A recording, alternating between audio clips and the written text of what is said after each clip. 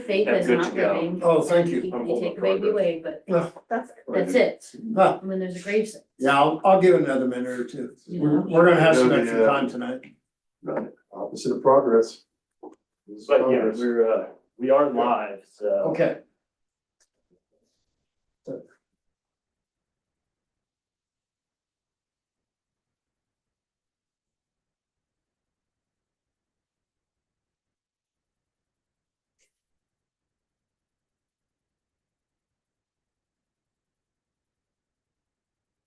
Has anybody been out, leaf peeping?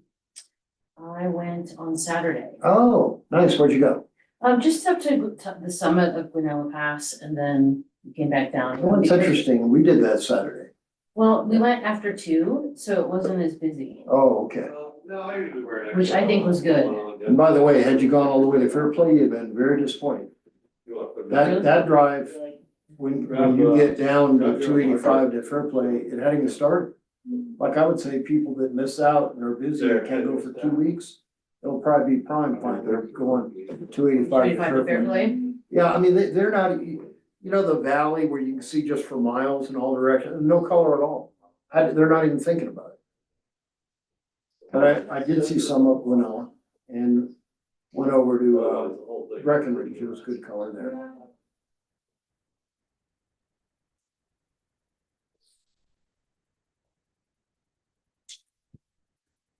Well, I would like to welcome everybody to the September 22nd, 2025 work session for the city of Idaho Springs.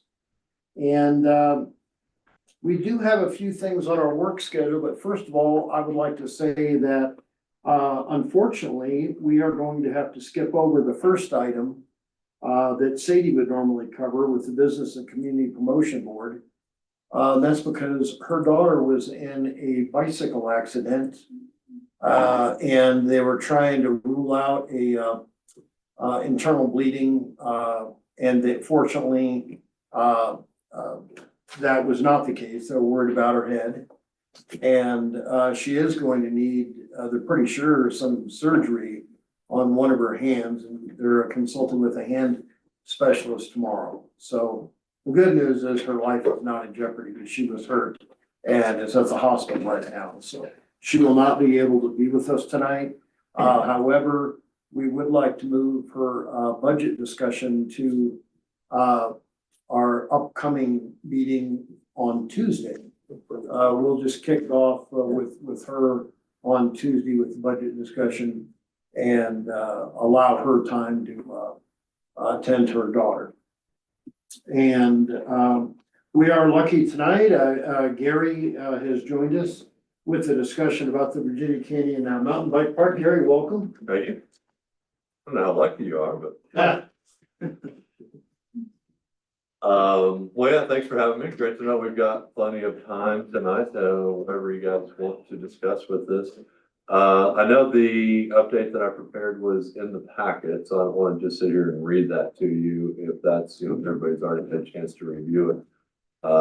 Happy to go ahead and hit the, that's not me, somebody else. Oh, no, it's me. Happy to hit the highlights if you want to go through that, or we can jump right into whatever deeper questions or insights you want to dive into the project. But you want a quick highlight session to Gary, read it out loud? I would love to hear the highlights, but if you would, just in case there's folks that are not familiar with this, how many years you been working on this?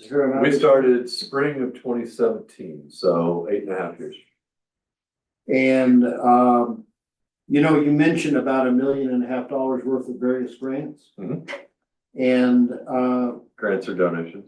Pamba has been very instrumental in both grants and donations. Yeah, we do. We help put together the grants. We write most of the narrative and help, and obviously the budget. Talk about who to get letters of support for. Doing that right now, as a matter of fact. Hopefully Andy's got an update for me on letters of support. But yeah, we help put those together.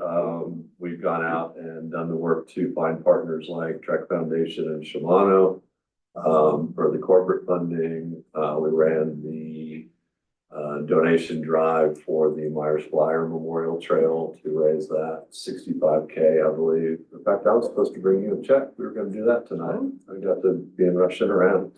Grant season is tough. We have 3 grants due in about a week. One of them is the construction, but for Virginia Canyon.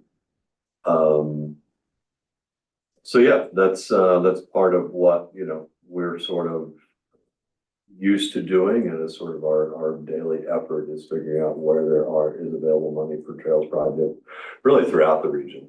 But particularly this one is a big project, so it's been something that we work on quite a bit, to the point that we actually hired somebody back in June to help me with development and fundraising and see if we can't expand our base of funding and partners. Well, I sure believe it, because the grants, the presentation that I was involved with, you've been there.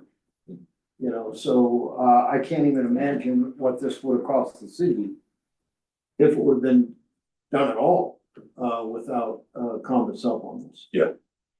So I just think that's a fair statement, and you know, there were folks that maybe came into this kind of later in the game and were not aware of all of that. I think Andy and I are about the only ones that date all the way back to the start of this.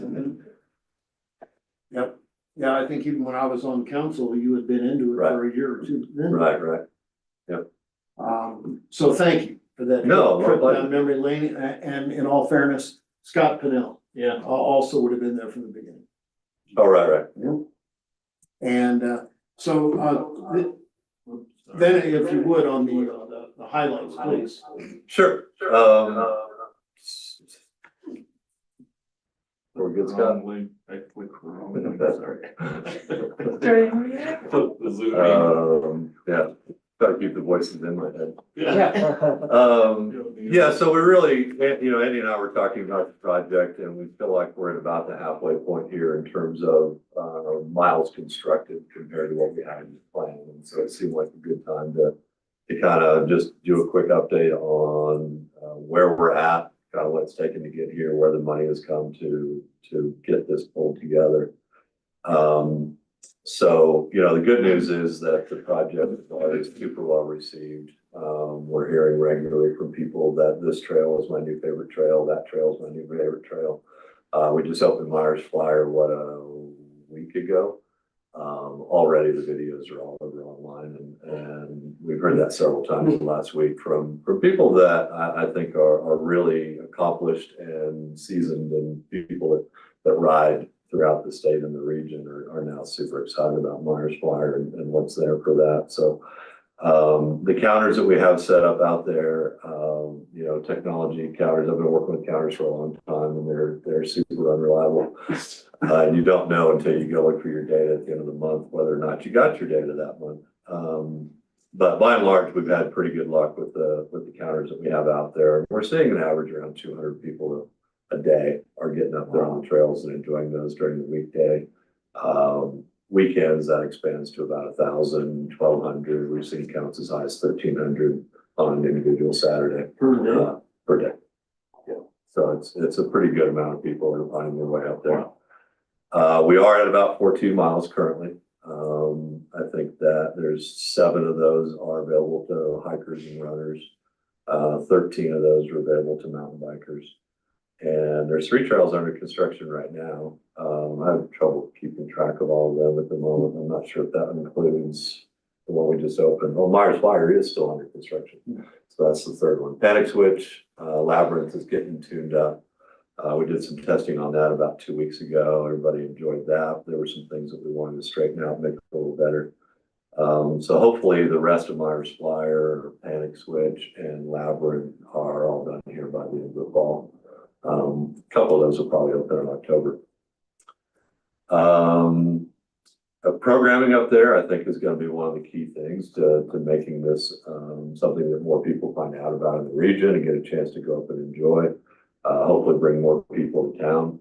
So we did our weekday enduro series is called Session Series. We've been doing that for about 5 years now. We started when Floyd Hill opened. We had that first bike downhill only trail here in the region. And so we were doing 4 Wednesdays in May, we were doing a session series.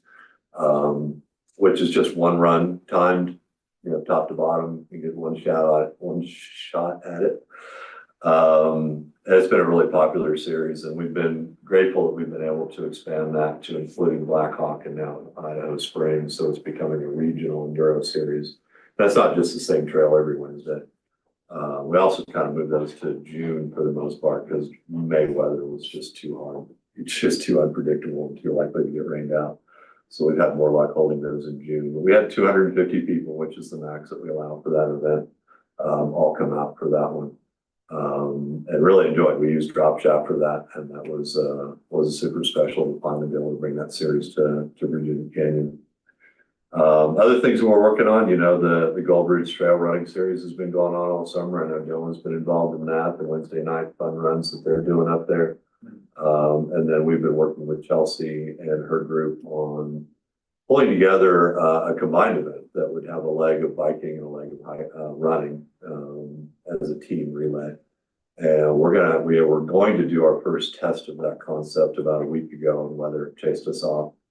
It was kind of iffy. We decided not to chance it since it wasn't a paid event, and it was just I think we wound up doing 7 or 8 teams that were registered for that and ready to go. We were shooting for 12, but we got to 7 or 8 and decided that the weather wasn't going to be great. So we're going to try that again, I think this Saturday. Not on my calendar this time of year, but that's coming up this Saturday. Might be the first one in October. Or we're going to try that again with about the same number of people. Just to kind of get a sense of how does that work? How the route that we've got laid out for the bikes, the route we've got laid out for the runners, is it about the same amount of time? Is it safe? Is it efficient? Does it end and start in places that make sense?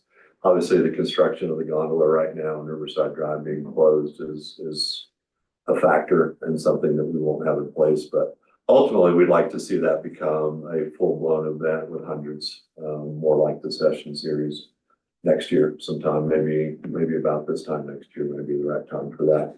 But we'll continue to work with the city and business partners here and figuring out how that's going to work. And then I know that we have Revolution Enduro Series has reached out to find out if they could hold an event here. And there's some other groups that are interested in coming and using this as a venue, which would be fantastic. As long as we get parking sorted, then we'll be all right. The other thing that we're doing here is the Friends of Bee Camp program. We're trying to stand up a locally based volunteer effort. People are welcome to volunteer from anywhere that they're fans of Virginia Canyon and they want to come up. But we have worked with local business here and leadership. Dylan's a part of that effort. And we're still organizing that. It is a COMBA program. We're managing it. But we're doing it similar to programs that we have for trail crew volunteering. We have a Buck Creek Mountain Bike Patrol that does some of the same kind of work that's been working out there for 25 years, I think, whatever the big fire was, 96. That group has been doing bike patrol up there. The idea is to try to get just a force multiplier, right? The city only has so many people, COMBA only has so many people, and let's see if we can get more volunteers. If this is their favorite park, hopefully they live here or they own a business here. The people that have been involved so far, that's been true. People that we can have regular communications with to say, hey, there's a new trail open, or there's something to be aware of, or we have new maps coming, or East End parking just started. Things that is sometimes tough to get out to the community. We have a pretty good reach. There's about 8,000 people on our newsletter and social media reach of about 25,000, but it just nowhere near comes close to reaching everybody in the region that may come out here. So boots on the ground, people that can actually be here in town, see somebody parking at CRC Park and say, hey, by the way, we're trying to keep that for the families. And that we can kind of train a little bit on first aid. We're working on a wilderness first aid. The WOFA, whatever that stands for, Wilderness First Aid. That's probably all of it, WFA. And get some tools, get some emergency kits in their hands, but mostly just be eyes and ears and be ambassadors for the trail program, for the trail system. people that are up there not sure what trail to try or how to find the best route, or, you know, maybe they've just gotten disoriented up there and aren't sure exactly how to get back down. But just a friendly face that knows how the system works, knows how it interacts with the town, maybe knows the best place to get a burger, and try to just be out there and be available. We just got our shirts in on Saturday. Yes. So we worked with Mary Jane and the Argo and the Arch family to put these shirts together. So people are actually actively volunteering. We're kind of finishing the program, you know, building the plane as we fly it here, but trying to create some sort of threshold as to at what point, you know, you get a shirt. Fortunately, thanks again to Yards and the Argo. There's no cost to the volunteer to have the jersey, but it just makes them easy to identify. Somebody comes up to you on the trail system and you know, has a good idea and a good intention, but you have no idea who they are. You may not be super receptive. So we wanted them to be obvious, to have some sort of physical, hey, you know, I'm actually sort of affiliated with this park and I know what I'm talking about. I'm not just throwing words at you. But that's one of the things. I've been involved with bike patrols since 2010, and one of the things that we're really trying to stress is how to address somebody that's going the wrong way on a trail, or they're on a trail that they shouldn't be on. How to maybe solve a problem with their bike without actually solving the problem with their bike. And just de-escalation if somebody's already angry or two people are getting at it with each other. Is how do we just like, all right, cooler heads. So we plan on having a lot of those sessions and making sure that these people are good representatives for the town and for the park and obviously for us. And they're out there and they're easy to identify and they can be a help. I did a breakdown here of sort of where the funding for the park has come from so far. I won't go through all of those. The biggest chunks obviously are through GOCO and the State Trails Program, which we're applying for again here on this go round. We've put together a budget for, I think it's a $200,000 ask on that one with some matching funds from the city and partners. That includes in kind from COMBA, as well as 2 weeks of youth corps to come out and work on an incline trail and other projects that we may have available. There's a group called Teens Inc. out in Netherlands that we really enjoy working with. They are a little different youth corps than some of that are in the other like Rocky Mountain Youth Corps around the state. They like to work particularly with disadvantaged and underprivileged kids. They bring them from a broad variety of places throughout the Front Range, as well as socioeconomic backgrounds, and put them into jobs for the summer where they can go out, earn it, you know, get a skill, meet some people that they probably would not have met otherwise, and do some good in the community, and maybe do, you know, maybe fall in love with trail building like I have and like we have. But it's just a great summer job for the kids, and so we like to try to build Teens Inc. into grants whenever we can, and this was an opportunity for that. So it's pretty much the same application that we put in last year, with a little different scope because we've gotten some of those trails built. But we're taking another shot at it. And we found some things that we think we can explain better about the project and sort of lay out how all these pieces come together, what the advantage is both for the youth corps that's involved, but the city and the city's residents and businesses. So I think we've got a pretty good chance this time around. Fingers crossed that we get some more state trails funding. That's where the majority of it has come from so far. Big chunk obviously for the Mighty Argo and their efforts, as well as Track and Shimano. The Shimano Trailborne program was one that just started a year ago. They made, I think it was $5 million over 5 years available for that program for trail construction and maintenance projects. We are working on a multi-year agreement with them. We have been awarded this first year of $70K.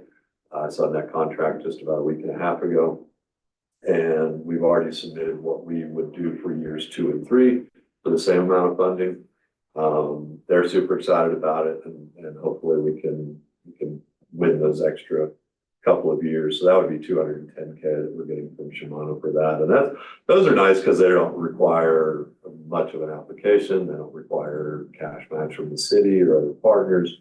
They don't require in kind. It's just if we, like the Trek thing was, if we can agree to certain terms, here's your money, go have at it. So those are fun. A lot less reporting, a lot less paperwork. Yeah, and then a bunch of individual donations. The 65K is only part of it. That was the easily identifiable part of it for Myers Flyer. But we have gotten more individual support through volunteering. I think the volunteering hours up there last year were over 2,500, closer to 3,000. We're seeing similar numbers this year. It's nice when we've got our crews out there working as well as the contractor crews, because it makes it easy for people to come volunteer. We're out there every day.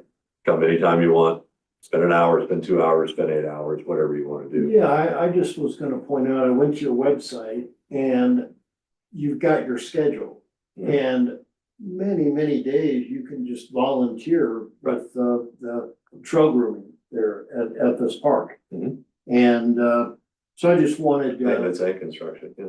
when you're talking about 2,500, maybe 3,000 hours, it's significant. I mean, it's fair to say that you're into 6 figures of volunteer in-kind work. That's correct? Yeah, I think so. I was, for the application that we're doing right now for CPW, I put a value of $100,000 that we've contributed so far, just in COVID time.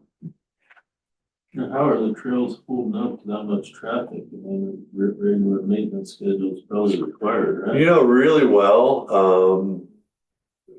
The two biggest factors that we're battling right now is weather. It never rains and everything gets super dry. And then when it does rain, it's a gully washer. And our soil doesn't handle that well. And we're seeing that throughout the region. Staunton State Park last year took a really big hit to a bunch of the trails that we helped them out with over there too.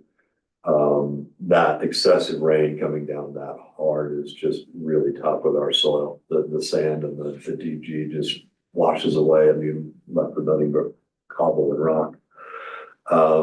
The other one is that because the trail experiences that we're building up there are pretty unique. The berms and the style of riding is not something that has historically been available here in the Front Range. You really would have to go to a trestle or a keystone, actual bike park for some of those kind of big banked corners. And there's a learning curve. And so we see a lot of people that are applying a lot of brakes, and we get what we call braking bumps. Some people call them suspension bumps. And it's really just it's the same thing you see on a dirt road, over time. You just get that chatter and wash.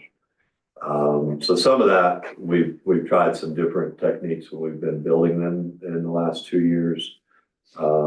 Seeing if we can handle our water management a little differently, not just sheeting the water off as quickly as possible, but getting it to sort of gather in places and maybe stay on the tread longer and soak in so that we don't go. It's funny, you can be out there. I've been out there on one day when it's just blowing dust. You can't even see the guy in front of you because there's so much dry dust blowing. And then the next day it's soaking wet and there's puddles, and 2 days later it's dust again. So we really tried to move away from some of the standard, 5% outslope for tread design, which is designed to get water off the tread as quickly as possible. We kind of like the water, but what little we get around here, we'd like it to stick around long enough for us to be able to come and do maintenance and use that a little bit. And obviously snow is the other thing. We love it. The longer snow will sit on the tread, the better. Really packs that dirt in better. But those are kind of the two main maintenance forces we're dealing with. It's just the climate and really the weather, and kind of getting people up to speed on how to ride like this. And we are, just as a side note, we're working with a couple of different instructors on putting together both videos and classes to bring people out and give them a chance to session and talk about what is the proper way to ride a trail like this. So we're trying to hit it from as many angles as we can. How has the experience been with, because on some of these trails, the hikers and the bikers, it's an uphill trail for hikers and bikers. How has that interaction been? So far, it seems to be going really well. My wife came out and hiked it when we were out here doing the testing on Labyrinth. So she kind of got a firsthand look at it for me. Really the way we designed it, where the hikers are allowed to go both directions on Rosa Gulch, but bikes are only allowed to go uphill, solves a lot of that conflict. It's one of the things that we refer to as separation by speed. So places where we're all going uphill together, I've had trail runners pass me going uphill, and so we're all, if you're not on an e-bike, everybody's kind of going at the same pace. The big difference is when we turn around and go downhill. Bikes can be going 15, 20, 30 miles per hour, and then you've got a real speed differential. And that's one of the things where most of the trail conflicts between bikers and hikers on the Front Range has been that phenomenon, because Jeffco, Lakewood, all those really busy trails in the Front Range are all multi-use bi-directional. You all be nice to each other, and it just doesn't fit well for the mountain bike experience to have to yield to even other bikers that are coming uphill. So it was a focus for us, really for the last probably 7 or 8 years, is find a way to build into trail systems that opportunity to separate bikes from everybody else when they're going downhill. We were able to do that at Floyd Hill. We had 3 more of those trails in Blackhawk, and then here, most of the trails are that way. So by and large, we're hearing mostly good things. People are always going to get in each other's business at some point. Some people are just loaded up that way when they go outside. It doesn't matter who they run into, they're going to be a problem, no matter what their mode of transportation is. Pets allowed, if they're not allowed on the trail? Dogs are allowed if they're on leash. Because that the mission between bikers and hikers. Well, and bikers love to bring their trail dogs with them, and they're not on leash, and that's something that we're trying to figure out how to have an impact on. I haven't seen much of that. I saw a little bit of it at Bee Camp last year.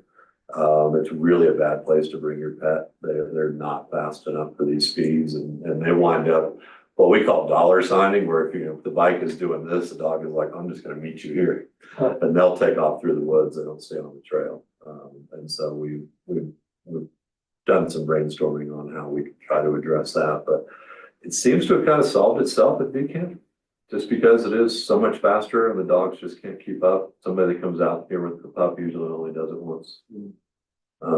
So like I said, I saw some of that last year, but so far this year I really haven't. You have statistics on hikers versus bikers? I mean, it's predominantly a lot more bikers, right? Anecdotally, I think it's clearly more bikers. The counters that we're using don't differentiate. We could choose to purchase additional counters that work. The ones that we have work off of an infrared signal. We're basically just breaking the beam. They're dumb enough technology that we have to be careful where we mount them, because if there's a sunny bush nearby and the wind hits it, the counter starts counting that bush moving back and forth. So we have to be really careful where we aim those, but they do have magnetic ones, and some land managers that want to know that will have the infrared one and the magnetic one. So the magnetic one will give you a count of who the bikers are, and then you can subtract that from the total that the infrared is getting, and it gives you, it's not 100% accurate, but it gets you in the ballpark. So we could do that. Gary, to Scott's question, I noticed in your survey, there was only like one hiker in the. I think there were 5. Oh, there were, okay. No, that was the one at Wildlife Watch. But That yeah, was- maybe one wildlife watcher. But it was Yeah, overwhelmingly. And it's our audience, right? That's who we put it out to, and I did speak to that in the update, that we've asked Chelsea to put it in her newsletter. We talked with Ashley Kramer at Colorado Mountain Club to put it in their newsletter. We're trying, they're just, one of the reasons that municipalities like yourselves see us more often than anybody else is that mountain bikers have just historically been more organized. There's not a group for trail runners or for hikers that is working in their community the same way mountain bikers are. So that follows through in that when we try to put something like this out, it's harder to find that audience to respond, compared to mountain bikers that they're all more or less plugged into us, and they know that this is a brand new trail system and they're excited about it. I was impressed that we got almost 400 respondents. That's a pretty phenomenal sample for what we've seen. And that was great information for us, just to kind of look at what we're going to do here with the second half of the park, and what tweaks we might be able to make. Gary, looking at the second half of the year, last year, of course, we shut down for, bighorn sheep habitat. Mhm. And I see at the bottom of your letter on the first page, you're talking about, extreme winter habitat. That's a CPW term. Yep. And I bring that up because I'm just wondering, not that you have a crystal ball, Mhm. but can you tell us, is a partial closure out of the question? What would partial have? Well, so maybe. Fewer months? No, Or but more on again, off maybe again? instead of 14 miles, maybe the bike park could stay open with half of the trails. Yeah, For right, example. right. No, okay, that kind of partial. Yeah, and actually we have discussed that. We have our meeting coming up with them at the end of Saw October. that. We wanted to do it earlier, but that's when they were available because they're dealing with grants as well.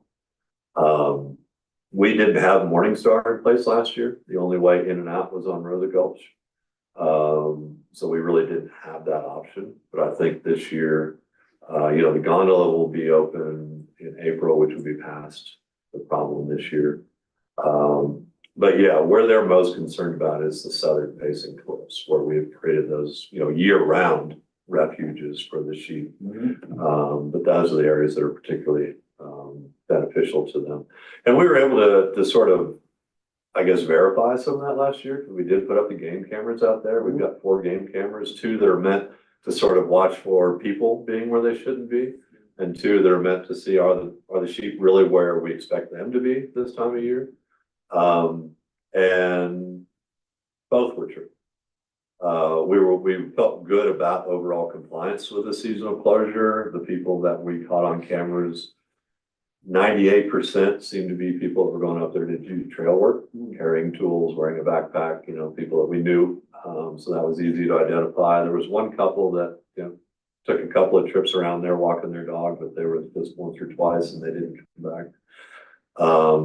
And we did see the bighorn come down into those areas. There was, one of my favorite shots is this full, ram, a bighorn male sheep. Came down right to the mouth of Rosa Gulch and almost like knew where the camera was. But he just looks right at the camera and it's got the corkscrew from drop shaft right behind him. It's actually a really good shot. So we know that they did come into that area. It was not until really mid-February to mid-March when things were the worst that we started to pick them up on the cameras. But that's all data that we want to share with CPW here and talk about. Okay, so here's what we saw last year. Here's what seemed to work. Here's what the time period was that we feel like that a seasonal closure was really effective. They traditionally have asked for December 1 to March 31st. Last year, we were able to agree upon Jan 1 to March 31. I don't know if we can say February 1 to March 31, but we'll certainly ask. And then ultimately, we want to talk with them, and I don't think we'll have any real data on the gondola. We expect the cars will be spinning by Jan 1. That's what I've heard. They expect to have the cables going and everything hung, and they need like 90 days of testing on the gondola. And so we expect things to kind of be buzzing and whirring and seeing if the animals even notice about that. Yeah, we just want to have all those conversations with them and make sure that they understand our position, which is the animals always come first, but let's not do something that's not needed, because secondary is this facility being open and benefiting the town. I had to think of that. I was up in Breckenridge and did the gondola just maybe a couple months ago. And I was flying right over 2 moose that were down in the willows. And I happened Did they seem to notice?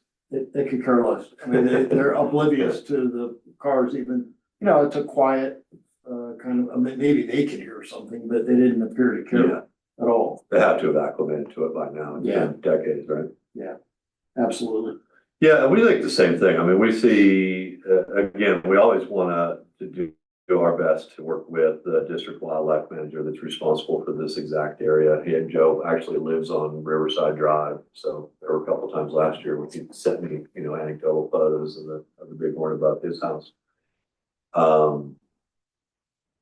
But, you go to places like Waterton Canyon And those bighorn are just intermingling with the people all day long. And it's in fact that it's become a problem that people are feeding them Cheetos and all kinds of not good stuff for anybody. Yeah. So yeah, we're hoping that, yeah, there's two main people at CPW that we're coordinating with. One is the district wildlife manager, the other one is the regional trails coordinator. Both guys have always been really reasonable with us, and we hope that that continues and we can kind of do what's necessary. This is a really important herd, but let's not do anything that really is just overkill for lack of data or lack of desire to do the right thing. So we'll see what they come back.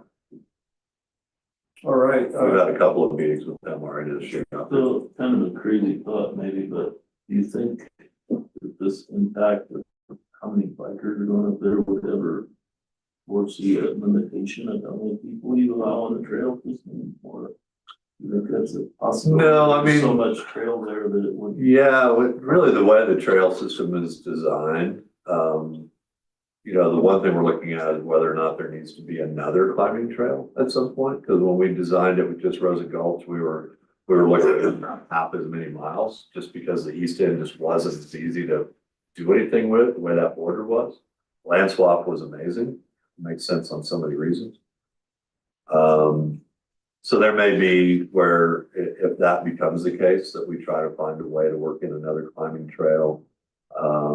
I've been pushing the team to look at, can we, you know, have more hiking only opportunities that are completely separated from bikes? And just seeing, you know, kind of how we could get, and that was part of what the survey was about, was getting some feedback on what's working and what's not working, or what are the right experiences up there. So we'll see. Like I said, we're trying to keep all that in mind as we go along. Did I get to all that other stuff? We talked As about we navigate the parking situation, I don't know if the biking community would be a resource to help any ideas they might look up there for parking. Well, the East End parking just started, the paid parking just started, right? Within the last week or so. Yeah, and one thing that we found out that they can do, you can prepay your parking. So parking doesn't start at 10 till 10, right? So Yeah, let's say they go up biking at 9 o'clock. Yeah, They're we gonna come had that back at 11. Yeah. Well, they get a ticket. Well, now you can prepay. And it'll start deducting at 10 o'clock when the yeah, perfect. service starts. So that may be something that Jessica and I work on a press release and you get it out through your system. For sure. No, we would love to do that. And then I saw there was a question online today about, is there any place free to park even if I go farther on my bike? You know, so we were talking about Stanley Mine and some of those opportunities there. So yeah, there is a willingness for people to Outline parking, right? park a little further away and bike on in. I mean, a great deal is that 103 lot, you know. Right. Right there all day for $2. Yeah. It's not that bad of a ride. No, it's easy from there. That's a deal, $2. I think people were sharing it was $6.30 for 2 hours if you're parking on the East End. So yeah, if you want to save $4 and pedal a mile further, that's out there. Yeah, I hadn't seen, I thought it was, gonna be, $5 for. It should be the same rates as downtown. I'm sorry? It should be the same rates as. Oh, okay, yeah, $5 to get you 2 hours. Is there any other fee on top of that, maybe? Credit card fee or anything? I had two different people that specifically said it's $6.30. Really? Okay, we'll take a look at that. Yes, I guess that's the highlights. Like I said, we're excited about getting this grant application in here a week from Wednesday. That one's due, but I think we're in pretty good shape on that. That was about 98% written and just waiting on letters of support. Harvesting a few photos. So I think we're good to go on that one. Good, and I just wanted to compliment the opportunity for various levels of sponsorship. You know, you don't have to be a big player, well established with millions of dollars if you want to be one of the sponsors. Yeah. So that was important to know. You've got it anywhere from, you know, $5,000 up. Right, and that was based on conversations we've been having over the last couple of years. We've had different, particularly, this is aimed particularly at corporate sponsors. And they kind of have those range budgets that they have available and things that they were interested in doing, or things that we'd already done, right? Like the Trail Hub sponsor was at that Trek Trails and Shimano kind of level.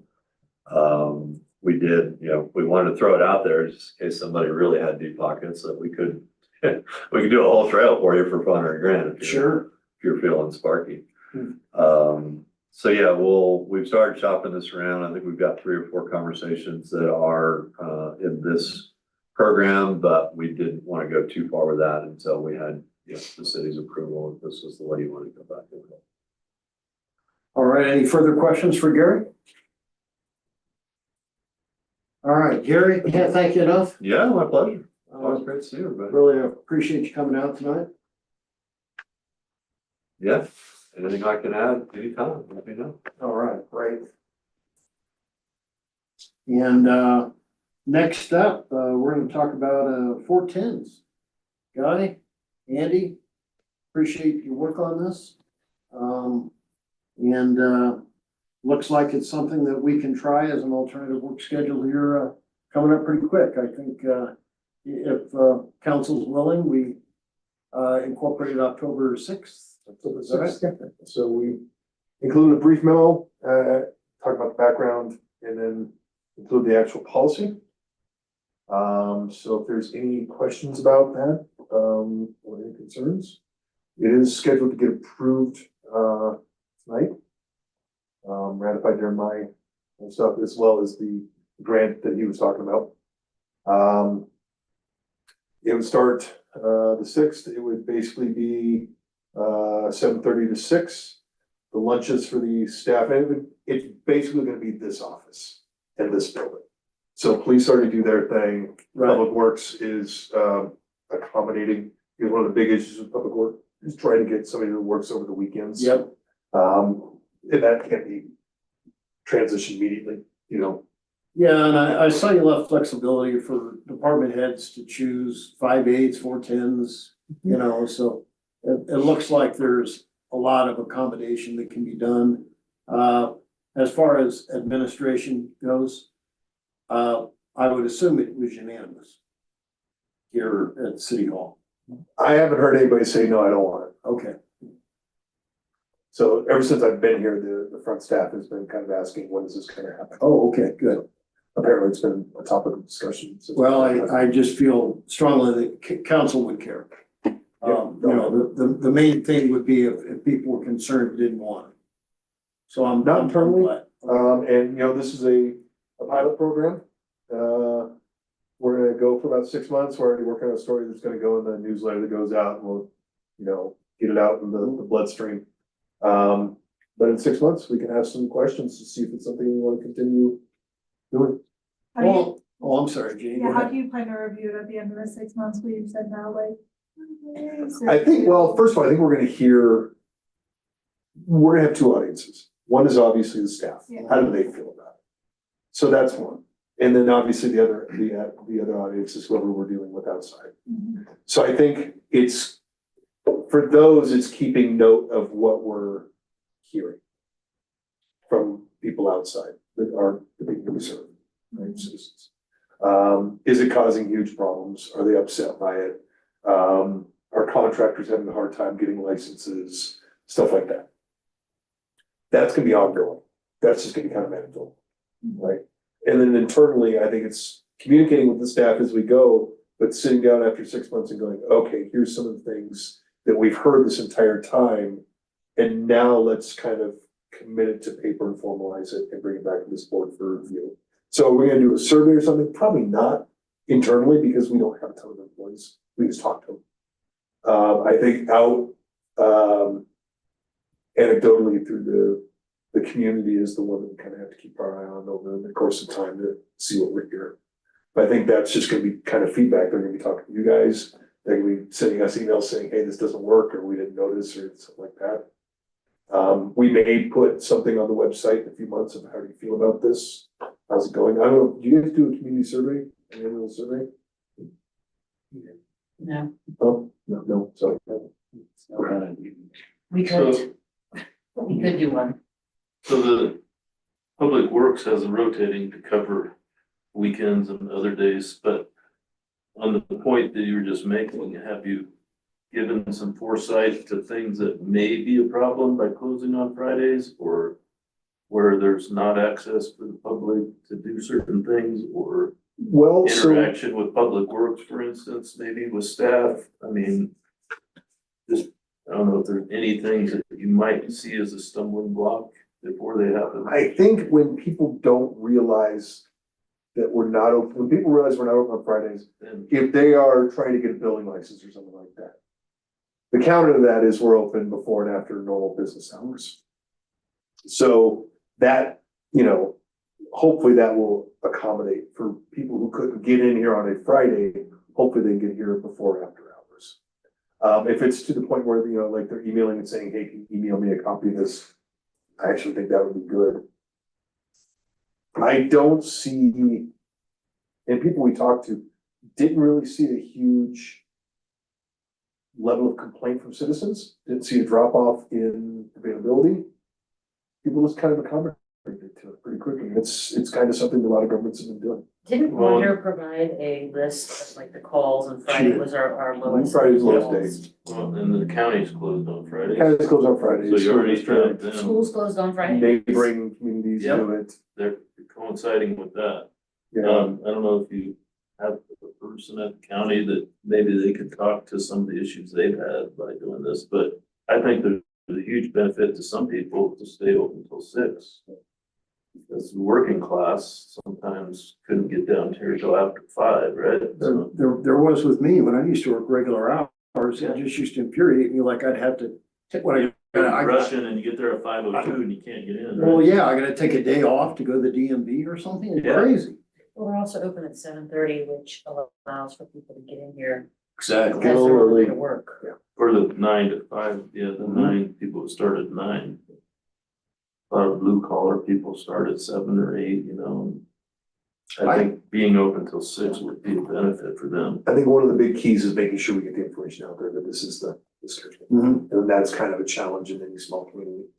And have you projected the cost savings or certain things that you think would be cost savings? I mean, probably put a little bit of a. It's gonna Hard be to tell. negligent. I think it's kind of negligent when it comes to cost savings. You know, obviously there's less use of lights and everything on a Friday, you get 1 day less of that stuff. Every little bit helps. That's not gonna make or break your bank. I think that it gives the staff a 3-day weekend to rehabilitate and to kind of come back. Cause these jobs are grind jobs. Mhm. Front office is a grind job.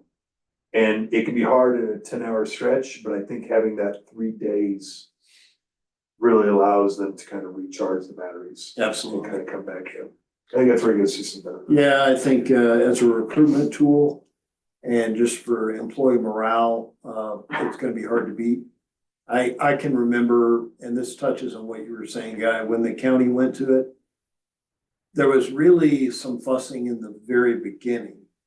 But shortly, within a few months, I think the general public saw the benefit in it. And it died down and now it's just widely accepted. A big difference is we're actually extending the hours, where the county cut that to 32 Yeah, hours. That's, And, right, so, that's a big For complaint hours for is the county. different than what the- Right, right. Yeah. so I'm saying we will be far superior, Right. for our customers, if you far. will. Yeah. Because that's crazy. Yeah, I think, I really think you're gonna, and I think from a staff point of view, having that extra hour at the end of the day too, to respond to emails or respond to stuff like that. Can help me respond to somebody in that day instead of a day or two later. I think being here till 6 o'clock helps the citizens. Building inspections are still gonna be 5 days a week, cause that's through a contract, so that hasn't changed at all. I think, you know, and I think the staff is, at least the internal staff has been looking forward to this and wanting it, and the police already have their system and it works great, and Public Works, you can't automatically tell somebody, well, now you work these days. So that's gonna be kind of a learning curve, I think, to get through that one. Well, and I don't know what type of break system they have, but they have their normal lunch hour break, right? But Or, with a 10-hour day, it might be something we could institute as short coffee break type of thing, because you're right, a 10-hour day is a little different than an 8-hour day. Yeah. And mentally, that's a little challenging to get used to for some people. We're gonna, we're gonna find out some things too, and we'll make some small adjustments as we go. But I'm very confident we're not reinventing the wheel in any way, shape or form. Yes. Go ahead. Yeah, to that point, I do think as we get into it, like right now, pretty much everyone takes an hour at lunch, it's 8 to 5, so it's a 9-hour day with an hour. I think that'll be the thing that's the biggest adjustment, because like having an hour in the middle of the day to just be not thinking about work, it can be helpful to like reset, especially when you're sitting at a desk all day. Like that's something that maybe as we get into the trial might be worth considering. Maybe instead of doing, like 15-minute breaks and a 30-minute break, you just combine it. Well, that's what they've done is, Oh, they sure. have the ability to do a half hour and 2 15s. They've said, no, I want to do an hour. Oh, So they take an hour. I never Some realized take an that. hour, one or two take, of 2 15 minutes and a half hour. And I guess like the 15 and a half nights there's a meeting. hours, FLSA. Yeah, that's the other what big I'm benefit for me. So it's the minimum. What, having an hour? Well, the other thing, Janine just made the point, like When you meeting guys like have this meetings tonight, and you have a really long like day. Wonder has a 11-hour, not all, like a night like tonight, if regular meeting goes till 8:30 or 9, That's. which happens for you for planning commission sometimes. That's what I say, That's just a normal day now. a matter of some flexibility there, I think would be Yeah. a good mental reset during the day on those 10-hour days, because you'll get feedback from staff, I'm sure, but.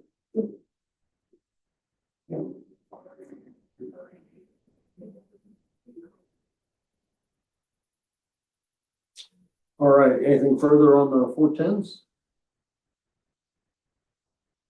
Andy, Guy, did you want to touch on, anything else, tonight? How's your tennis game? How's what? How's your tennis game? Better. Hey, one thing I know, council was prepared for, Sadie's, budget. And, it was, pretty well explained. One thing that I caught, and, I'm really, curious as to if anybody has a different input on this. We sequester the parking funds downtown. It's its own enterprise. And I think all of us know we can only spend that money on fixing the parking problem and on downtown improvements. And we've got two different kinds of lighting going in. One is the investment in the permanent lights on the buildings. And then the other one is the contract that we're sending for holiday lights. And we've done holiday lighting for a very, very long time.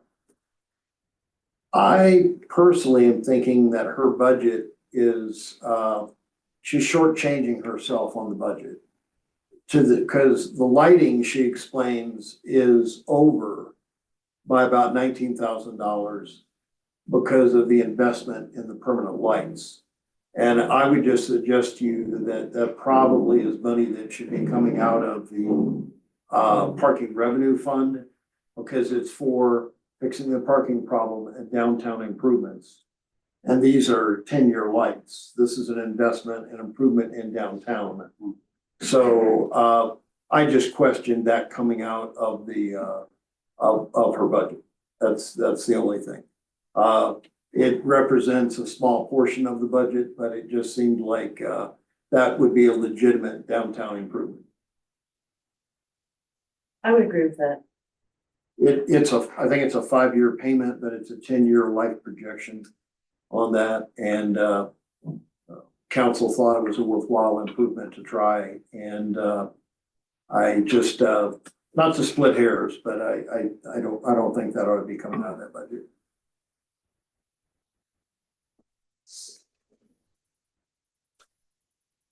Well, Wait, so just on that matter, the East End parking revenue, is that separated from the downtown? well, it is, and one thing that we probably should consider is where is that dividing line? Yeah. I had just always thought of the dividing line being the visitor center because that's kind of where we branch off, and, what does council think?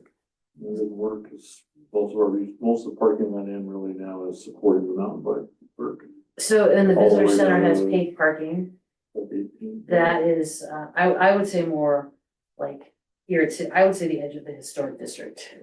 Sure, but Yeah. also maybe include this one right here. Yeah, because the edge of the cafe over here is the end of Yeah, the historic right. district. This, Include that way, the- and yeah. support that. And then where are you earmarking that parking revenue? Is that just So- going into general fund? I have a question. TBD. It's not on the agenda, but I know we have talked about this. I wanted to, and I didn't know if we have time, if we can, I don't know if we can legally.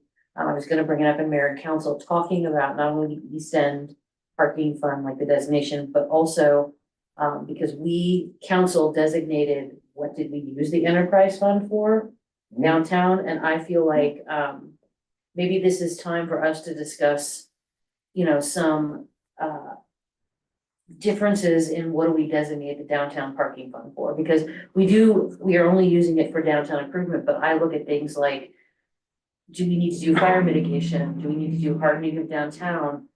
Can we help with some of our shortfall as far as our mitigation efforts with that? Well, we agreed, and with the business community, what we would use the downtown funds for. However, we're not under those restrictions on the east end. But I don't think any of us wanted to open up a bike park and be a burden on the citizens or the county. So there, I just think in all fairness, it would make sense if we set aside an adequate amount. Since that east end parking is largely even being occupied because of the bike park. but my question, I wanna backtrack a little bit. Is that we are not going to look at our downtown parking? We make almost $1 million a year, if I'm remembering correctly. We should be up around 800,000. 800,000. Is there any way to just, to redirect some of that where we can put it towards city mitigation of fire prevention or? Well, I think we have the opportunity to do that on the east end because we did not enter into an agreement with the business community.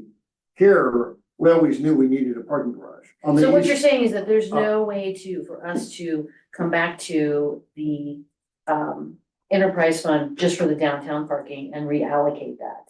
Well, I don't think that would be a very popular venture because they knew that they needed multiple millions for a parking garage. That was never the case on the east end. And I think that in all fairness, I don't think any of us wanted to be a burden on our emergency services. Because especially when you look at timeout for a call, when there is an accident in the park, I think that there is a really valid argument for us contributing. I absolutely agree, but And Lisa, I'm getting to the mitigation. I'm saying that I don't think any of us wanted to go to the taxpayer and say, hey, visitors have largely caused a maintenance issue in the park, fork over 100 Gs, when we have the opportunity to set aside a reasonable amount from the east end parking to always maintain the bike park at a reasonable and safe level and contribute to EMS at just not as a cash cow, but for it to pay its own way for the number of calls and the time that's out there. And look, there's a bunch of dead trees in proximity that frankly are the city's responsibility. I know Jeremy, I'd love to hear Jeremy's thoughts on this, but there's every reason that we could use some money for fire mitigation within the city limits from East End. We're not obligated to build a parking garage down there on the East End. We were obligated to pay for a parking garage in downtown, and that is exactly why the downtown businesses saw this as a way not to have a special assessment on their property to get to where they needed to go to pay for a parking garage. see, they're not paying for it. We're like, the visitors are paying for it. And I don't know, I feel like with the parking garage, are we going to be building the parking garage? Are we looking at that next year? Well, we're reapplying. they've invited us to reapply in 2026, and that's what we're gonna do. Until there's final resolution on that, I think you need to move forward with just the. way And, it's set up. and also, we are spending the $2.4 million that we were, given for, the design. That's, very active, and you approve it in the bills pretty regularly. So that it's what we call a shovel ready. So that when funds are available, we can pull the trigger. We can act and get going. The other long-term thought process on that too, you gotta realize if we improve the parking, we're going to improve revenue. Oh, yeah. Sales tax revenue. So that down the road, hopefully, there will be more money to spend on things that she's talking about. Yeah. It's a very important issue right now. Well, my concern is after going to the fire authority meeting, that I have two concerns with this. One is that we're going to have to pony up more money towards the county for fire mitigation, like the city itself. The second is that I really feel very strongly that in order to help our citizens with fire mitigation, like I would like to see the city put money towards some kind of grant program where people in Idaho Springs can say, hey, I need help hardening my house for, fire. I need help with tree removal. I need help with landscaping, whatever. I think that is a wise use of funds that can do something that we really need help with. So you were suggesting Easton parking meetings, but between maintenance of the bike park, potential fire And, mitigation. and EMS. our share, our Where fair you- share of increased EMS call and time, time on duty when they do get called out. We're at 9 mills. The city's at 9 mills right now. We are. And the ballot measure is putting it up to 11 and, No, that's ESD, that's not for you okay. guys. So that's ESD goes up to 11.45. So are we suggesting going up to, our mills going up to, like, making up a difference for 11.45? Well, that will be up to council, and Jeremy, we've got some extra time here. I'd love to hear your thoughts on my suggestion, for example, setting aside at least our fair share of EMS reimbursement for bike parks, so we're not being a burden on the citizens of the county. I wouldn't look at 11.5 per se, I'd maybe look at what it would cost us to go like 10.5. So 1 mil towards fire and 0.5 mil towards EMS. It's just because there's a cost ratio there with we do have a higher cost than, not to say, yeah, I'm special or not. We do have a larger investment, thanks to Chief Busick, also has an investment in some of the equipment that's very expensive that goes into that. So I think it's something to look at. I think we talked about this in the meeting the other night. We do have an opportunity.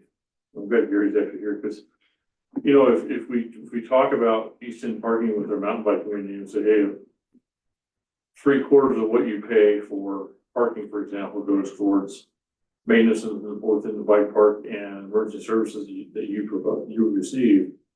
I don't know how you feel, but I think that would be a way to say, well, I don't really care if I'm paying $6.50, at least I know where the money's going, right? I think. Yeah. Right, I think that makes sense. We talked about that a little bit. Gil and I talked about this yesterday, the day before, whenever got up with him. We were having this conversation in the woods, that's how we do this stuff, right? Right. Figure out how the world works. So, but I think it's an opportunity. But I think where Lisa brings up a good point, we've talked about this, is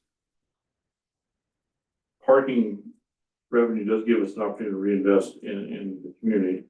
I would argue that investing a portion of our downtown improvement to hardening our downtown district would be money well spent. Yes. Because I think at the end of the day, if we burn our downtown district to the ground, it doesn't matter if we have a parking garage. Nope. So I think we can argue to the business owners that a portion of that money gets redirected for them to harden their businesses. And then we reinvest with Because so we it can goes say- directly and say, hey, we would like you to harden your building to this standard. We're gonna give you some funds to do so, but please get it done by this. I think that would be a reinvestment in the longevity of our downtown district. Because it is an interesting risk, It's a risk. but part of it we're seeing right now in downtown, like the senior center lost its insurance. You can kick a. That's what I'm right? thinking about too, like, And if they lost their insurance, I think there's a potential that we have other businesses are gonna be struggling with insurance soon. So this is where hardening and this other stuff gives them a defensive position with insurance companies. We're currently having that fight with private property owners, like. That's where I'm thinking, like, we have to do, we have to help our citizens do the things so they can defend why you should insure me. You know, if our downtown businesses lose insurance, how many of them can operate safely? But I think there might be an argument of how we both funds could, and to a certain degree, reinvested directly in that, reducing the risk. But all that has to be done, this requires a lot of conversations with business owners and homeowners and say, hey, this is what we're thinking, like we did the other day.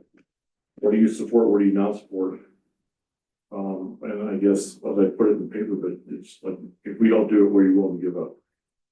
I think we're at that point now from the fire perspective that if we're not willing to take appropriate action, what are we willing to say, live without in case of an event?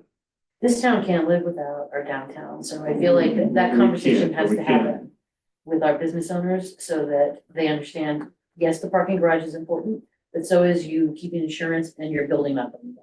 And yeah, Chuck, if you're saying the like lighting costs came out of that fund, that obviously is not a parking garage either, But so. downtown improvement, I think he's right, like So- lighting and all those Yeah, but- improvements, I think. That's a Fall downtown under improvement. I mean, what's a improvement. downtown improvement then? Like, how is that Yeah, defined within how do you it? Because I feel classify like there's probably other things that fall in then. That's not necessarily a renegotiation of whatever the agreement Well, was. like Jeremy said, I think this will require a lot of discussion with downtown business owners. You know, I don't, and when Lisa was first asking about this, I thought she was talking about, you know, like the dead trees on the hillside. No, I'm talking about like, But working with parting the city. downtown, yeah, that's easy. Yeah, parking downtown, working on our historic homes, you know, the well, 1300 block going west. my other question would be if they don't want to use the parking funds for it, then when we say you need to harden downtown because this is how we're doing our town, are you going to take on that burden yourself? Right, and I don't think they will. I think, with the WUI code adoption and coming in the future to all of us, whether it's state mandated or the full code, I think there's more requirements too. And so all of this kind of lines up with the conversation we can start having with how are we gonna fund it? What are our revenue resources? How we want to allocate them? And how do we really put that out to the public? And how do we have honest, I call them honest adult conversations, because nobody's happy at the end, but it has to be done. It's a good compromise if nobody's happy. Right, and find the best path forward that we can all get behind and support. Well, I really want to say, I'm going to continue to beat this drum, just so that everyone is aware. I really want us to look into how do we support a grant program for our citizens, because I've talked to a lot of people in anticipation of the meeting we had, Yeah. and they would like to do things, but it is god awful expensive. How do we help them do that? Well, we decided like making that decision about the East End parking, because it started, I guess, like, so that money's just coming in and it's not going anywhere. Well, honestly, we don't have to decide, you know, in 60 days. The money will just be, that'll be separate money. It's sequestered money. Okay. Yeah. So I think we collectively have time to figure out, we're in the budget cycle now. So what does that look like in the budget? What do we anticipate the revenues being? Where do those get allocated? All that can happen between now and, you know, December. We're in that unique time where we go, okay, we've got additional revenue we didn't have last year. We've got some costs that we want to address that we had last year, but we didn't address per se. And we can start seeing how that plugs in the budget and very conservatively figure out kind of what we think the East End parking will bring in. Got to hate for us to say, well, it's a $4 million thing. We got $48. Great. We missed it by, so I think we can do some stuff in the budget process. And that way, I think the advantage of the budget process is it's an open process. Everybody can see it. It's right out there on the table. Nobody, well, I didn't know that. Well, here it is. Looks like this. We can answer questions. So when we get to the end of that, we say, yeah, this is where the Houston parking money goes. We can get with Gary and comment, say, hey, when you pay your parking, this is what it goes for. But I think it'd be the same way if like, well, I'm paying $5 for parking and I don't even know what it goes for. Grumble, I understand that. Yeah, I can give you a real life scenario on that. We had a private lot that's out of Buck Creek Rec area, that switched over to paid parking back in July. It's owned by an HOA that works nearby, and they've always just taken donations and put out cookies, and they got to a point where that didn't work anymore. People sort of just stopped donating in the levels that they used to for whatever reason. So they went to paid parking, and that came up immediately. In the argument, you know, internet arguments, they gotta happen over everything. that came up right away. It's like, look, I'll happily pay it to take care of the trails. And we had to say, actually, none of that money goes to trails. That all goes to the HOA. Right. Don't get it twisted. And that changed a lot of minds then. So it's still a trial for them. It's their lot. They're able to do what they want, but it's half as full as it used to be. But yeah, it came up today, with the east side parking. A couple people ran into that this weekend and they were sharing that online. And the same sentiment was expressed that, look, if it's gonna support our experiences riding, then it's cheap. It's cheap money. Right. You know, when you look at a similar experience at a place like, Trestle, for example, maybe about a $65 one day, you know, so there's a big difference between that and $5 for parking that you know is gonna be supporting the upkeep and improvements to the park. So it will definitely help smooth that over. Thank you. That's kind of what we're. Yeah, Gary, glad you stayed over late. Thank you. Thought you guys would have some free time there. I was just gonna kibitz. We never have free time. This is great. We, free time to talk about important stuff. Well, that also allows for us to keep that park free. You know, my concern is that the park is free at this point, I don't want us to not prepare for the fact that we have operating costs and then the park has to switch to paid. Which has additional operating costs, because then how do you manage it and how do you, it's, Right. I really don't want to be able to have my job be checking wristbands, but that's really how that works. Exactly. Like, Yeah. oh, the color there is yellow and that was obviously green. We should chase that person down. Yeah, I think what are you gonna we can do with avoid it that once by you catch it? What's that? What are you gonna do with him once you catch him? I know. Like, well, Then you that's- gotta, first you gotta catch him, then you gotta do something with it. Exactly. You're gonna be on, No. he's gonna be live.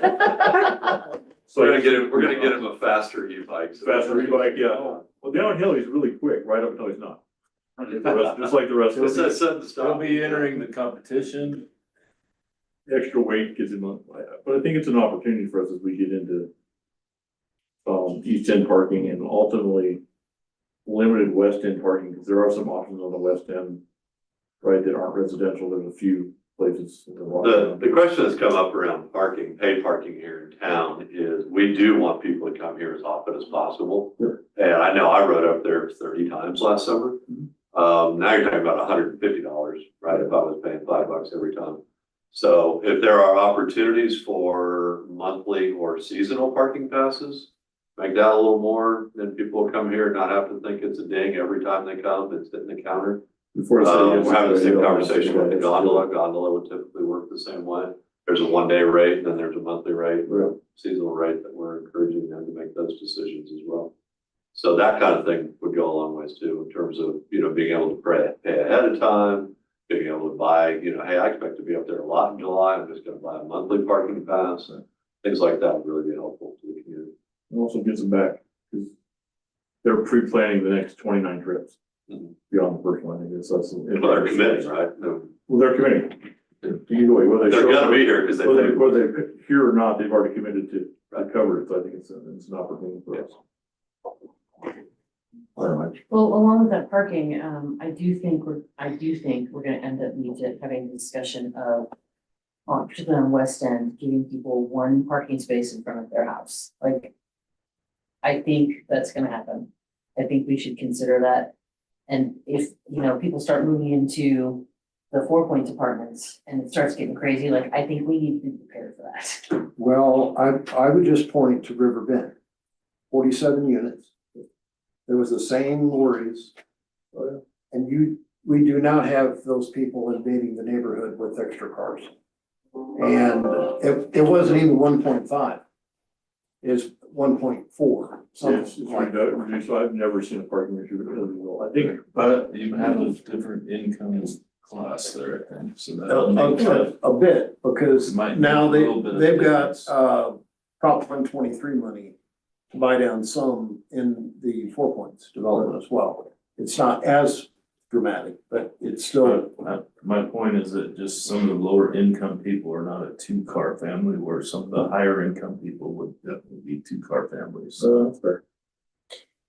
Yeah, I've been hearing from a lot of my neighbors in the 10th, 8th, 9th, 10th to 13th, like, wow, they're very concerned about it as it gets closer, so. It's just time will tell. I mean, it's. I think also if they're gonna spend a long time filling those at the rates they're looking at, I would agree with you. I don't I have think, said I that. just do not, filling up. I don't think we're gonna have a lot of locals personally, wanting to pay those rates. But they'll end up getting incentives first couple months free or something like that. And I base this on the gentleman that owns the, Goldberg Center. He built 10 new units. And he has told me recently, when he has one vacancy, it's an issue. He'll work all month to try to fill that, one unit. And he's curious as to how long this is gonna take. His units are pretty high for that unit. Well, these are about, They're all respectively higher than, I could buy a second house and save money. But it's relative to the cost of construction. I mean, you put out the money for development, that's what development's costing these days, so. In order to make it a profitable venture, they put those projections out there and they have no choice. You have to get money back to your investors within a finite period of time and. Or you're gonna break even or lose money. and just because we're talking about commercial finance, I've had multiple commercial loans. And I will just tell you, in all of mine, insurance was a condition of my loan. Oh, yeah. And for a lot of homeowners, it's the same way. So if, we're talking about hardening residential, hardening, commercial, and it may even just be financial survival, because you could have a very successful business and have to close your door because the bank calls your note, because you're in default of your loan. Well, we also talked, at this meeting with the houses, like if you look at 700 households in Idaho Springs. And you said an average of like $250 It's to hard about home. $250 in materials to in the home. It's pretty economical. We ran the cost. Like if we can help people do that, that's gonna help them with insurance, because if you have a home loan, you cannot not have insurance. So define hardening of the home, what are some of It's the, putting screens over your vents, your attic vents. Keeping gutters clean, fixing gutters. Honestly, this is gonna probably get me shot in this town, but take all the lattice work under the deck and throw it in the dumpster. For God's sakes, right? So you can have a fire in your lawn for some weird reason that never reaches the surface of your deck. It's really simple thing. It's cut the juniper bush that you've loved in your yard since 1890 and run it through a shredder. I swear, please do that. but if And that's. if we can do some of that stuff, it's really defensible when we talk to insurance companies about. So is that a What they've done. one-time deal where you go and say, okay, they did this, or you Most have of it's to, one time and you it's don't have to it's go pretty back low maintenance. annually and say, okay, you still clean your gutters No, a year your gutters later? are clean and you get your screens in and you haven't put lattice work back on your decks since last year and you agreed to leave it that way. But I mean, It's are you pretty simple to inspecting do. that annually, or Some of the insurance companies have been, the insurance company, yeah, not so you? what, Okay. no, what Allstate is, we've been working with Allstate Marine Medicine because they predominantly insure here. They send out third-party inspectors, Yeah, good or bad. they're doing it by I will say that. drones too, right? All of them, and it's really an interesting process. And we spend a lot of time working with homeowners to go, actually, that's not the situation as we see it, or the measurements you have are wrong, to try to maintain their insurance. It's a lot easier to do that if you say, yeah, the home's hardened and the screens are done, and all of this work has already been done. I'm not sure who you did your evaluation, but they're incorrect. We've had a couple of those that we've been even more successful. But I think it's gonna get worse with insurance, across the state, because they're not just, they're geoblocking, so 80452 is the geobox. I mean, And that's to what they're Chuck's doing right now. point, I'm wondering if the government might step in with something on insurance, because insurance has gotten so ridiculous. You don't have a choice. The Supplier, Become the insurer. The state last And- chance insurance is in place, and that is actually cheaper, for those. I because talked the to. bank, the commercial lender will take and put insurance on your house and charge you an enormous amount of money. Yeah, to If protect you their didn't have investment, right? it, yeah, That's right. to Exactly. protect their loan. Well, what if you don't have another choice? You're not doing it, you're doing it by default, Right, that's your only option, I think. yeah. And Scott, I already have If a, that's an enormous amount, they've just put every business, commercial real estate investor in stress. I just had a buddy that did the state insurance on Floyd Hill, and it was a substantial savings. The only qualifier, I don't think it applies to commercial. There's a commercial wing, but they just started doing commercial in the last couple of months.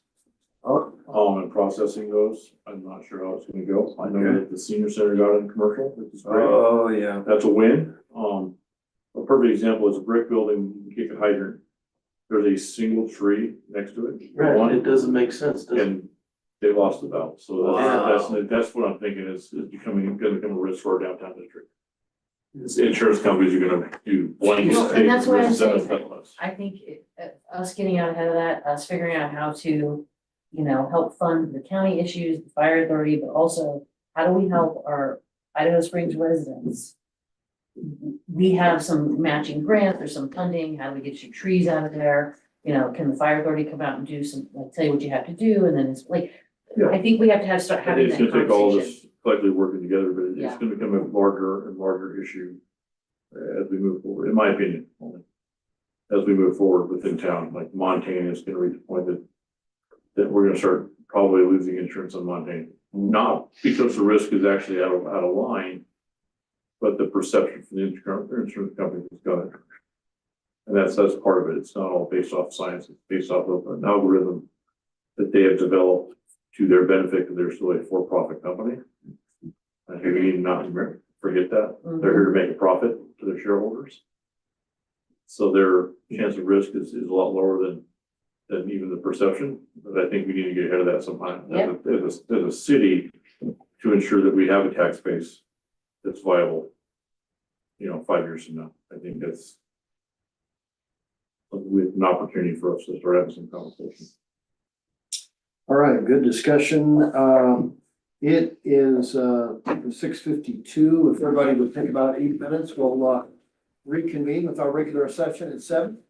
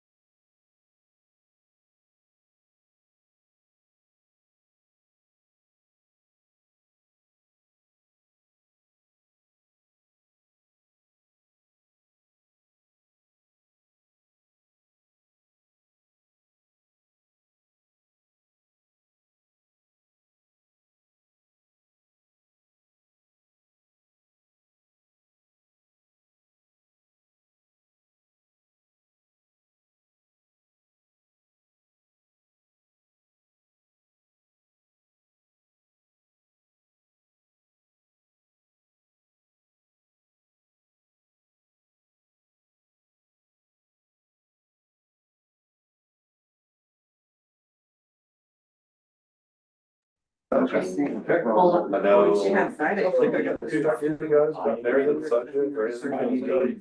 I'll make sure for the whole order. I'm sure. Oh, so I was requesting for That's nice. And we're very. I'm just like- Right. Yeah, let's do that by email. Is it a one? So it's not a one-way when you're south. Yep.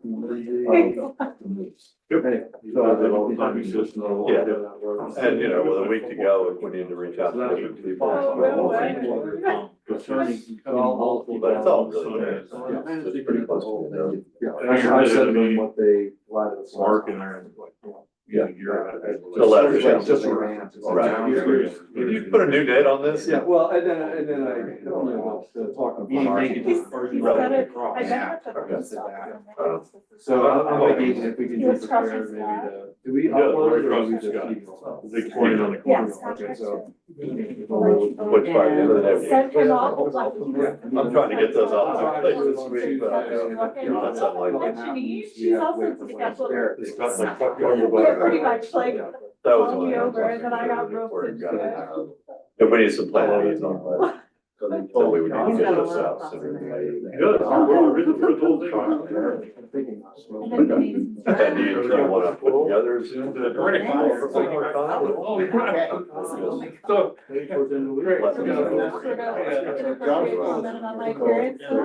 All right, I'll start. Oh,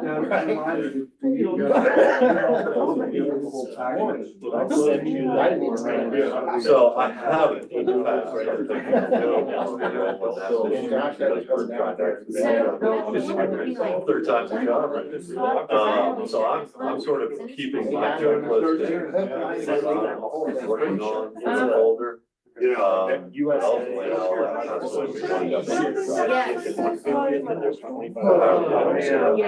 Now, my plan was to go ahead and simulate everything, so I see a full application.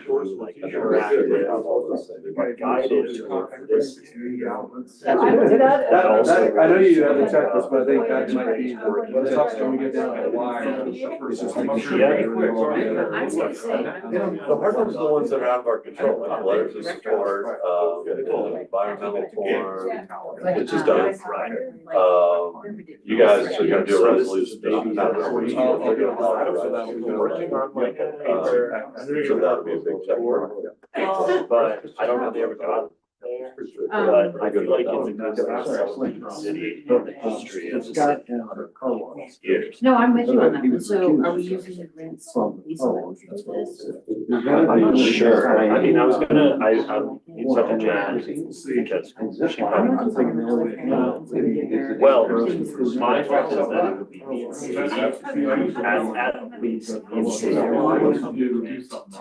You put it all together. Oh, yeah. I know. Catch for one. I've been promoted. I don't know if Oh, never mind. We would have. Designer. Okay. Yeah, well, you get paid. Okay. So that we didn't. How would you Well, there's four should cover the show. So We have five. No, I like it. Hi, Jerry. Kind of, you know, We got There are adjustments to make that we can follow up around after that. I think they'll feel a little better. I wish I could live. I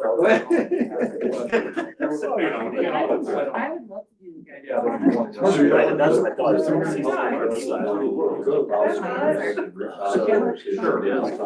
Get her a little money out. All right, everybody, please come in. We'll get rolling. No, I like that a lot. Hello, I would like to welcome everybody to the September 22nd City of Idaho Springs regular council session. And we will call the order at 7:02. And like to start off with roll call, please. Janine Mariani. Here. Jim Clark. Kate Collier. Scott Pennell. Yes. Lisa Manifold. Yes. Mayor Pro Tem Jeremy Jones. Yes. Mayor Chuck Harmon. Yeah, here. All please rise for the pledge of allegiance. I pledge allegiance to the flag of the United States of America to the republic for which it stands, one nation, under God, indivisible, with liberty and justice for all. Thank you. Please be seated.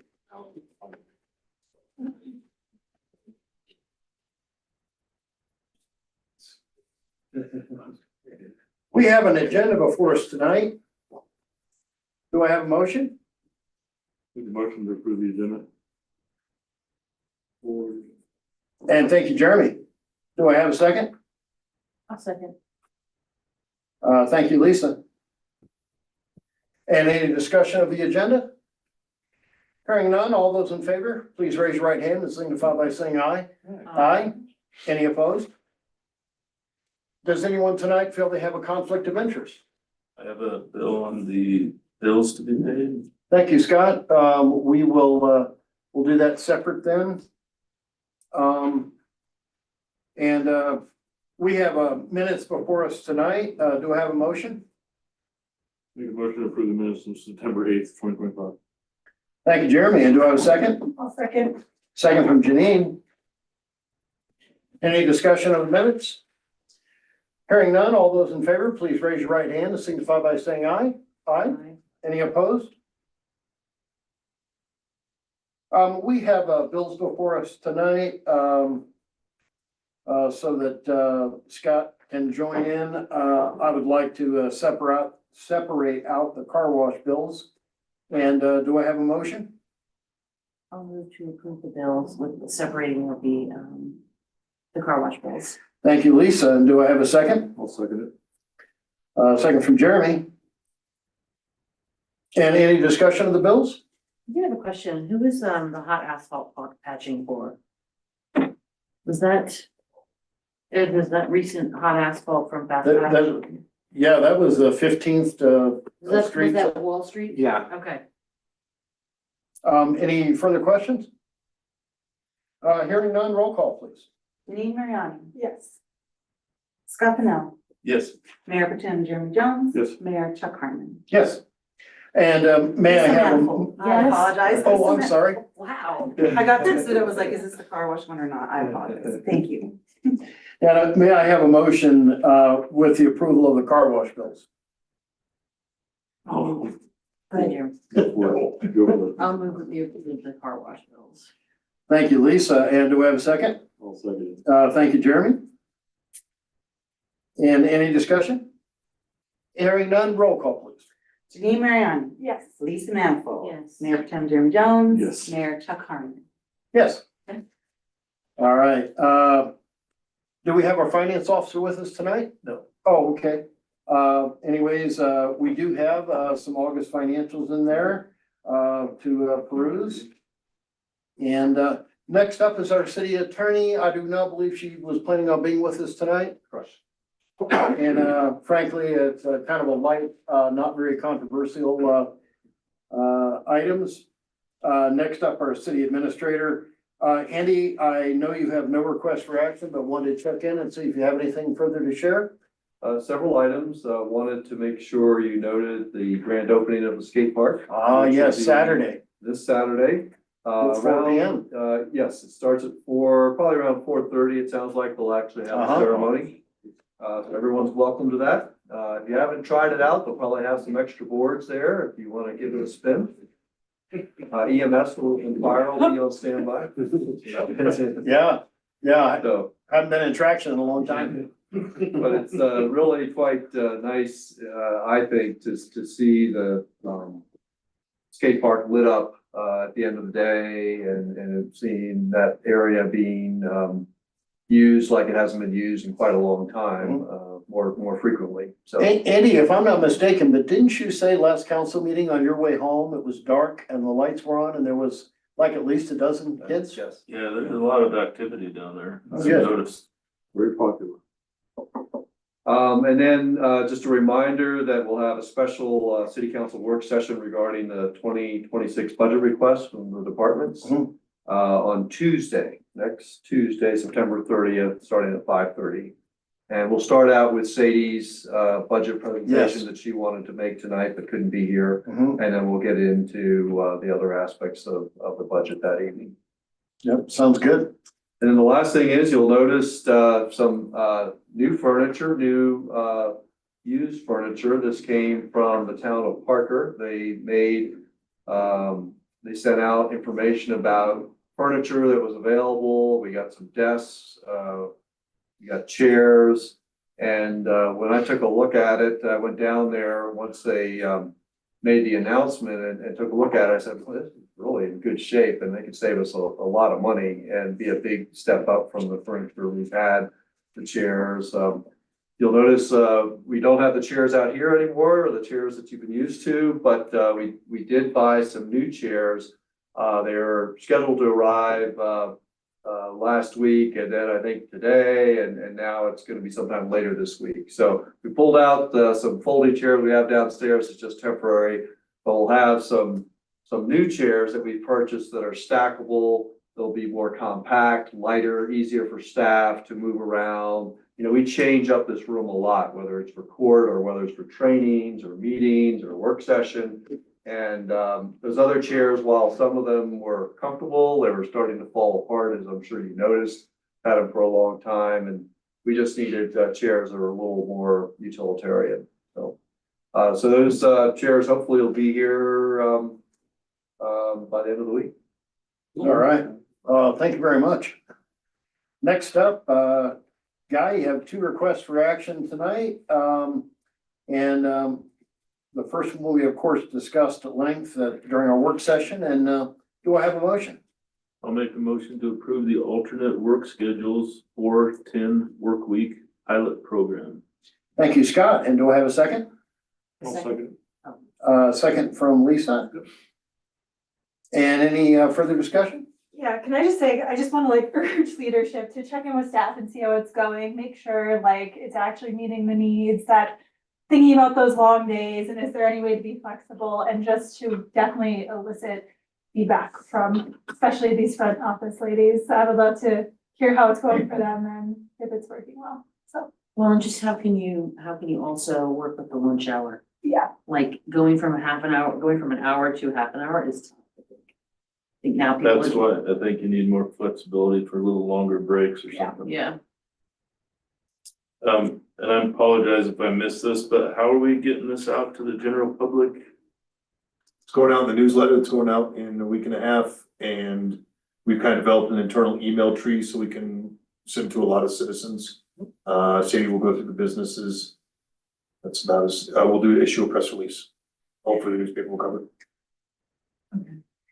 And I'll send it out to all the boards and commissions as well, just so they can tell their friends and neighbors. A lot of word of mouth would be good. And Dylan, Andy, Guy, Wonder, thank you all very much for your work on this and your input to make this possible. If there's no further discussion, roll call, please. Janine Mariani, Yes. Scott Pennell, Yes. Lisa Manifold, yes. Mayor Pro Tem Jeremy Jones. Yes. Mayor Chuck Harmon. Yes. And next up is the second item for a CPW grant. Do I have a motion? I'll move to approve the submission of a CPW non-motorized grant application in the amount of $204,219.50 with a cash match of $65,000 and an in-kind match of $16,714.08 for a total project budget of $285,933.83. Thank you, Janine. Do I have a second? I'll second it. All right, second from Jeremy. Any discussion? Hearing none, roll call, please. Scott Pennell, Yes. Lisa Manifold, Yes. Janine Mariani, Yes. Mayor Pro Tem Jeremy Jones. Yes. Mayor Chuck Harmon. Yes.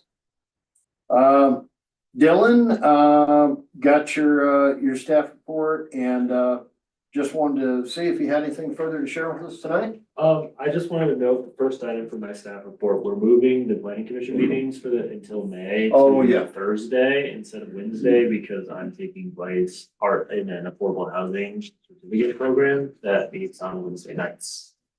So I just want to put it out on the record, if anyone's listening, that there's a change, and that's reflected on our calendar and all that already, so it shouldn't. And any public notices would go out with that date, so hopefully that won't confuse too many people.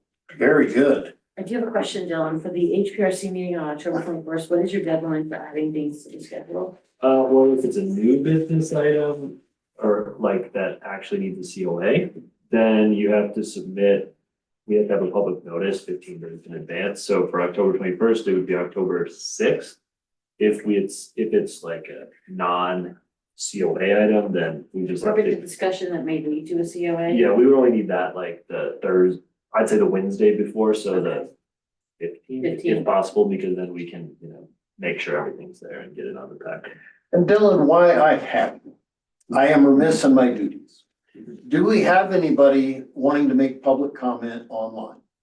I do not have anyone online. Thank you very much. All right. So I you're, did notice that. you're saving me here. I'm pulling the fat out of the fire. I can't thank you enough. I would have brought it up if anyone had been. And I did, look just before we took a break, there was nobody, signed up on our sheet item.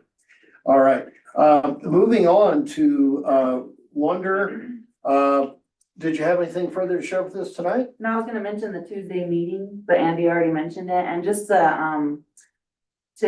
your guys' brains, if there's anything that you would like to know about that I may be involved with, like businesses and licensing and stuff like that, that's shareable, let me know, because I'm happy to get you whatever you're interested in knowing about and stuff. So. All right, thank you very much. Chief, in the Never a Dull Moment department, wanted to, another fine staff report and just wanted to check in and see if you didn't have anything further to share with us. And again, thank you for sharing what was terrible news over the weekend. And our hearts go out to that family. And may I ask you, can you divulge if it was local or not? Yeah, in the most recent, press release, we've identified her, her driver's license at Fort Collins, Colorado. Okay, Her family is from Kansas. I see. All right. Well, thank you very much for sharing that with us. And also, you guys, nice seeing you on Patrol Live. I've seen both of your reels on there. Yeah, it's been a busy 2.5 weeks. Yes, it has. We were fortunate with that other incident. The drunk driver hit the patrol car that. They were really Yeah. I watched that whole thing. They were very lucky. Yeah, they were fortunate. And since Lisa brought that up, I think all of us are dying to know, how do you pull 4 cars over at one time? He was very orderly about it. This is unbelievable. Typically, people will just drive off. But I think just, they all sort of knew that they were caught and they just, he basically kind of took up 2 lanes. So they were gonna have to do something a little dramatic to just drive away. Well, I just compliments to the police work, and I'm glad nobody was hurt. That's pretty shocking. And one thing I do want to point out, because it was also, some people may have missed it, but we did charge somebody for the vandalism to the mural. So Yeah. I just Yes. want to make sure that was noted, that we were pleased to be able to solve that and hold someone accountable. Yeah, no, and that was pretty quick too. It was. All right, well, thank you, chief. Thanks. Ed, next up, you do have a request for action. And do I have a motion? Make a motion to approve proposals from Wallace Landscaping to refurbish the water wheel in the amount of $54,600 from line item 21-61-7042. Thank you, Jeremy, and do I have a second? I'll second. Second from Janine. Any discussion? Hearing none, roll call, please. Scott Pennell, Yes. Janine Mariani, Yes. Lisa Manifold, Yes. Mayor Pro Tem Jeremy Jones. Yes. Mayor Chuck Harmon. Yes. And Ed, thank you for your reports. Just wanted to check in and see if you had anything to share, and I'm not teasing, but I did notice something very curious about deer removal. Oh, yeah. What's going on with that? Time, What happened? it'd be the second one. What happened? Oh, one, it'll get hit. And then we have to go scrape it Oh, okay. out of the road and dispose of it. I'm sorry to hear that. It's Okay, great fun for everyone. You should come along. all right. And, I have so we have a street sweeping, we got the street sweeper out and about? Yep. Okay, good. Love to hear that. Right, wastewater plant's working back to normal. Just that one-time event. Mhm. Um. Everything's working All right, well. good, glad to hear that. Thank you for the money to fix the water wheel. I like the water wheel. Yeah, this is pretty extensive rebuild. It is. A lot of the spokes are split. What are you saying, all but one? Yeah, or one or two of them are split. Yeah, And it seems like a pretty cheap fix for the amount of things that he's gonna do. yeah, You know, and replace like all the spokes right, and make custom bracketry all the bucket work, and restain two different things, yeah, head frame and the other head frame. right. And this person has many hours of experience on the water wheel. You know, you're right, Exactly. and actually, there's like as much art as science in that water wheel repair, cause I know last time the green new wood was not going to balance with the water wheel. You know, so you had to weigh that in there too. Right, he's gonna work on that too, so it's balanced. It should be better than ever and ready for the next 50 years of spinning. Yeah, That's my next question, like this will help mitigate a lot of the fixes that we've been doing. Yeah. Hopefully it'll be a brand new 1890 water Yeah. wheel. yeah. All right, Ed, anything further? No, thank you. Thank you. Next up is, mayor and council. I, for once, don't have anything, but I'd like to check in, see if council has anything to share tonight before we adjourn. I do actually. Oh, sure, Lisa. September 27th, I don't know if any of you know Erica Dubik, who is on HPRC. She is doing a historic window preservation session. It is at 805 Colorado Boulevard at 10 a.m. on September 27th. She's like bringing closed-toed shoes, gloves, and if you have a window that you would like to work on. Because we had a conversation about, she didn't want to talk about all the people that replaced all their historic windows. It broke her heart. Oh, So she decided to put on a class about how to save your windows, which I think is pretty fantastic. Not all of us can afford to, upgrade the windows. What time did you say on the 27th? 10 a.m. So it's before the skate park. And can you repeat the address for me? 805 Colorado Boulevard. Thank you. And what's her background? Erica's on HPRC. She's done a ton of historic preservation. She's worked on various historic preservation projects. She is, Dylan can attest to this. She is an amazing font of knowledge. And windows are one of her pet projects. She wanna do something? I don't know if she wants to do some. She'll show you how to do some. No. well, very good. Does anybody have anything else before we adjourn? All right, we will adjourn at 7:00.